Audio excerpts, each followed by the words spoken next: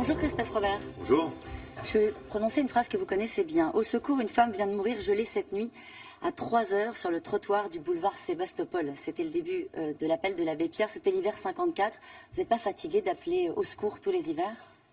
C'est pas nous qui sommes fatigués, c'est les personnes qui souffrent. Celles qui appellent le 115, trouvent pas de solution. Un appel sur deux qui ne se voit pas proposer une solution d'hébergement. C'est ceux qui doivent dormir dans leur voiture, ceux qui n'arrivent pas à se chauffer, même quand ils ont un logement, parce que c'est trop cher et parce que c'est en décalage avec leurs ressources. C'est ces gens-là qui sont fatigués, les 3,8 millions de mal logés, les 12 millions de personnes qui sont fragilisées par la crise du logement, qui se retrouvent par exemple sans bail ou dans des copropriétés dégradées. Ça fait beaucoup de monde, ça fait beaucoup de souffrances, souvent silencieuses. On va mourir de froid en France cette année? Bien sûr qu'on va mourir de froid. On va mourir de froid comme on meurt aussi de la rue, de la violence, j'allais dire de l'indifférence en quelque sorte. On sait que le collectif des morts de la rue identifie à peu près 400 à 500 personnes chaque année qui meurent à la rue. Mais il y a une enquête un peu plus approfondie qui nous laisse entendre que ce serait plutôt 2000 personnes. L'indifférence, l'absence de réponse durable crée ces situations extrêmement graves. Alors le plan grand froid est au niveau 1 depuis le mois de novembre. Le gouvernement vient d'annoncer au total plus de 10 000 places supplémentaires sur les 120 000 déjà disponibles pour faire face justement à ces températures exceptionnelles. C'est suffisant? C'est déjà ça?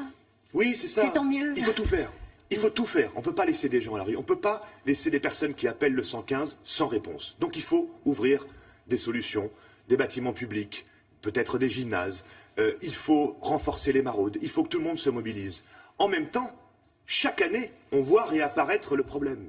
Ce qui montre que nous n'avons pas su y répondre durablement, par des solutions de logement, de pensions de famille, par des accueils de jour renforcés qui permettent aux gens d'être orientés vers des solutions plus durables. Donc il y a un problème de fond, de non prise en compte de ce phénomène dans la durée. Le 115, ça ne marche pas?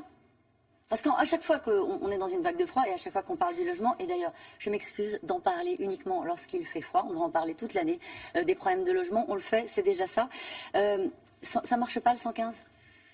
Ça marche à la hauteur des orientations qui peuvent être faites. Je vous dis, à peu près une personne sur deux qui appelle le 115 dans l'année ne se voit pas proposer une solution. Donc ça ne marche pas assez.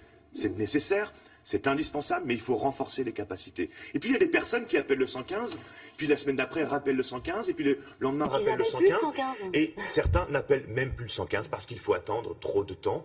À peu près un tiers des personnes qui sont dans les accueils de jour de la Fondation Abbé Pierre, que nous organisons, eh bien disent moi j'appelle même plus le 115. Donc finalement on va se retrouver avec des situations de personnes qui sont en squat, qui vont être dans les bois, qui vont finalement s'éloigner quelque part un peu des services publics ou des solutions durables. Et ça c'est préoccupant. On pense aux SDF naturellement lors des vagues de grand froid.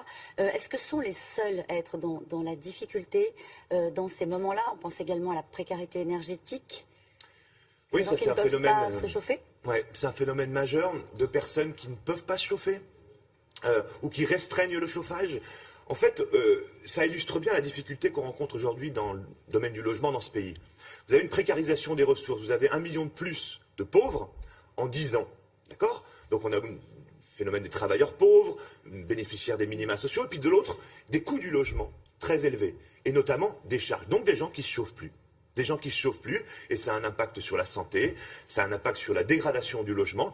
Donc c'est une espèce de cercle pervers, en quelque sorte, qui fait que le logement va se dégrader et on va être dans des situations indignes. Comment, Christophe Robert, vous qualifiez la situation à la veille, encore une fois, puisque mercredi on attend des températures très très en dessous de zéro. Comment vous qualifiez la situation aujourd'hui? Extrêmement préoccupante. Effectivement, le gouvernement va ouvrir 10 000 places supplémentaires. Il faut absolument les laisser durablement ouvertes, pas les refermer tous les 4 jours. Et puis à partir du moment où on a accueilli quelqu'un qui a appelé à l'aide, à qui on a tendu la main, il faut l'accompagner pour aller vers une solution durable. C'est vraiment quelque chose de fondamental. On a des dispositifs, on sait comment faire. D'autres pays ont réussi à sortir de ce problème des sans-abri et des sans-domicile. Il nous faut mettre les bouchées doubles aujourd'hui. Il y a combien d'enfants dans la rue à l'heure où on se parle là?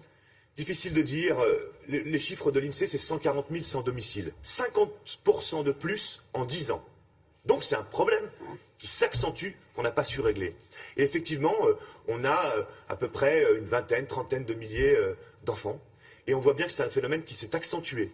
Il y a encore 15 ans, on n'avait pas un enfant à la rue. Et ça paraissait inconcevable. Aujourd'hui, l'élargissement des victimes de la crise et l'impossibilité de répondre à toutes les sollicitations fait qu'on en retrouve. Et ça doit nous inquiéter. Christophe Robert, vous vous rappelez, en 2007, Lionel Jospin promettait 0 SDF. Il y avait aussi des campagnes présidentielles de Nicolas Sarkozy dans lesquelles il disait il n'y aura plus de SDF dans la rue d'ici à 2 ans. On parlait de droit opposable au logement. Vous savez quoi? On n'entend même plus de promesses de politique en matière de logement. Ça vous inquiète? Ça vous rassure?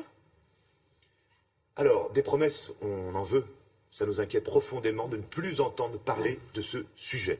Du logement, on en parle très peu, y compris dans les campagnes des primaires à droite et maintenant à gauche. Mais plus globalement, ça veut dire qu'on a baissé les bras. Ça veut dire qu'il n'y a même plus l'ambition. Alors, des promesses pour ne rien faire, on n'en veut pas non plus à la Fondation Abbé Pierre, mais des promesses pour pouvoir vraiment mettre les bouchées doubles. Tout ce qui est nécessaire pour éviter que des personnes soient contraintes de vivre à la rue, ça c'est indispensable et ce serait digne de la 5e puissance économique du monde. Le 31 janvier, vous allez remettre un rapport sur le mal-logement. 51 associations de lutte contre la pauvreté et le mal-logement sont unies pour interpeller les candidats à la présidentielle. Ça veut dire que vous croyez encore à la politique? Oui, ça veut dire qu'il y a beaucoup d'actions qui sont issues des citoyens, de maires qui font des bonnes choses, de mal logés qui s'organisent. Donc ça, il faut les encourager, toutes ces actions qui émanent du terrain. Mais il va falloir coupler de cet appui à ces actions locales d'une vraie politique de solidarité, de lutte contre les exclusions, de lutte contre les inégalités, d'intervention pour faire que plus personne ne soit contraint de vivre à la rue ou dans du mal logement. Donc ça passe aussi par une politique réorientée socialement, c'est fondamental. Vous allez leur demander de s'engager sur votre proposition, sur vos propositions? Oui, on va présenter un rapport qui s'appuie sur les bonnes pratiques, qui s'appuie sur des exemples européens qui fonctionnent et on va voir ce qu'ils en pensent. On les invite le 31 janvier. Prochain. 50 gauche au pouvoir, un mot pour qualifier le bilan en matière de logement? On ne peut pas dire que rien n'a été fait. L'encadrement des loyers, l'augmentation des contraintes en termes de construction de logements sociaux via la loi SRU, mais une ambition qui est restée à peu près au milieu du gué, c'est-à-dire qu'on n'est pas allé jusqu'au bout de cette réorientation de la politique sociale du logement. Et ça, pour nous, c'est extrêmement inquiétant, mais on va revenir avec les responsables politiques pour leur dire cette fois il faut augmenter considérablement. Vous en voulez à Manuel Valls d'être revenu sur la garantie universelle des loyers, le plafonnement des loyers dans 28 agglomérations. La gauche a renoncé à ce moment-là? Elle vote une loi qui dit on va encadrer les loyers dans 30 agglomérations. Pour l'instant, il n'y a que Paris. Oui, il faut aller au bout des 30. Effectivement, il y a une frilosité à un moment du quinquennat qu'il faut corriger aujourd'hui. Bon courage, Christophe Robert, et merci. Merci à vous. C'est à vous, William.